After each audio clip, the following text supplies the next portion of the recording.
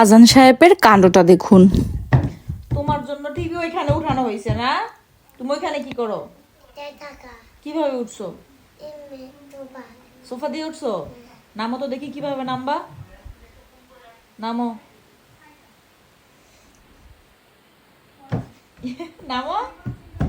এখন কে নামাই দিবে? আম্মু নামাই দিব না, ওইখানে বসে থাকো।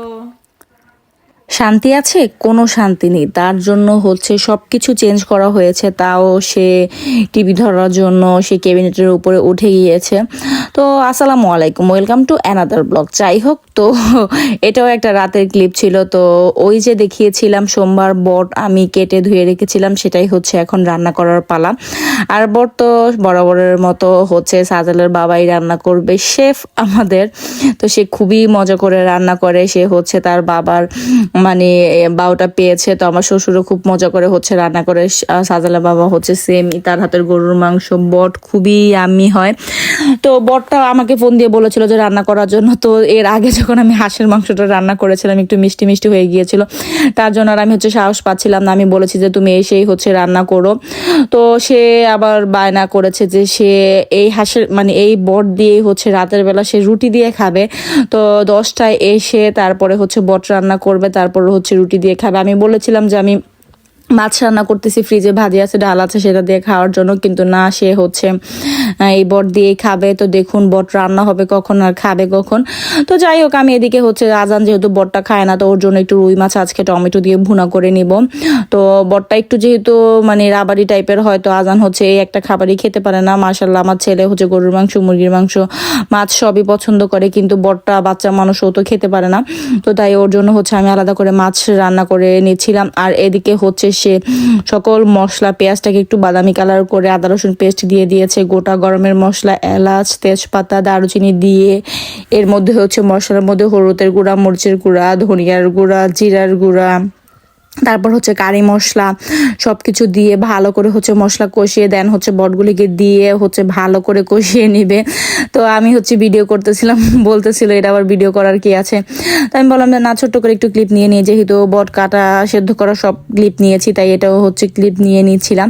তো বটটা হচ্ছে খুবই মজা হয় সাজেলের বাবার হাতের রান্নাটা।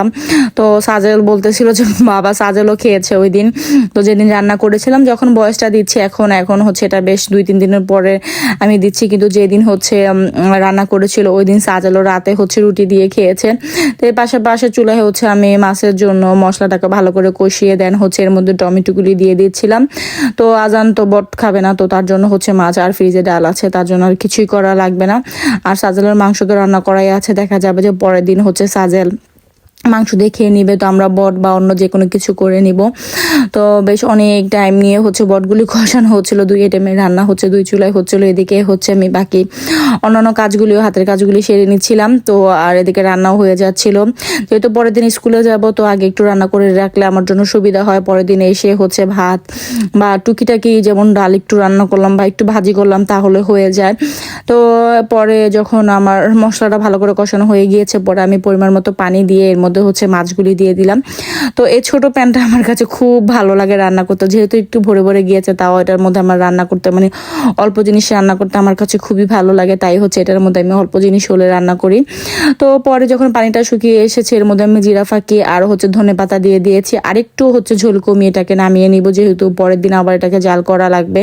তো আজান হচ্ছে রাতের বেলা আমাদের সাথে হচ্ছে রুটি মাংস দিয়ে খাবে।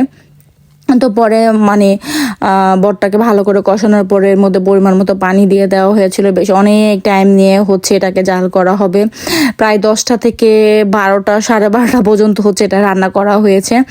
পরে আমি হচ্ছে রুটি ভেজে তারপরে হচ্ছে রাতের বেলা আমরা রুটি দিয়ে বট খেয়েছি। তো একদম ভাজা ভাজা করা হবে, তো এটাকে আরও ভাজা ভাজা করে দেন হচ্ছে আমরা রুটি দিয়ে খাবো। এই তো ভাজা ভাজা হয়ে গিয়েছে, তো এখন হচ্ছে রুটি দিয়ে খাবো। পরে আরেকটু ভাজা ভাজা করে নিয়েছিলাম পরের দিন খাওয়ার জন্য। তো যাই হোক, আজকে ছোট একটা ভিডিও, আশা করি ভালো লাগবে। যদি ভালো লেগে থাকে তাহলে অবশ্যই একটি লাইক দিবেন, আর ভিডিও সম্পর্কে কোনো মন্তব্য থাকলে অবশ্যই আমাকে কমেন্ট করে জানাবেন। আল্লাহ হাফেজ।